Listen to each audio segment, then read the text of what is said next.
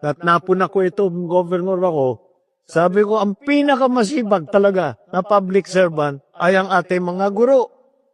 Dahil, bukod sa inyong trabaho sa eskwelahan, na inaalalayan, inaalagaan, tinuturuan ng ating mga kabataan, na napakahalagang trabaho, lahat ng ibang trabaho, kailangan din kayo ang gagawa.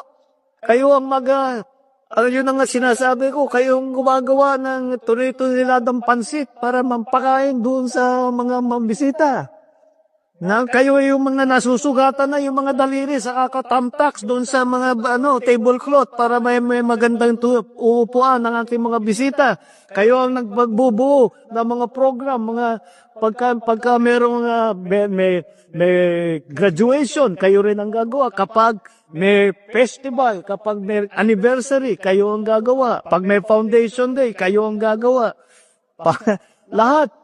Sabi ko, wala naman sa, yung mga pinupuntahan kong ibang bansa, wala ka namang nakikitang ganun. Dito talaga sa Pilipinas, iba ang mga ma'am at saka mga sir, ang ating mga teacher natin. Maraming salamat sa inyong servisyo.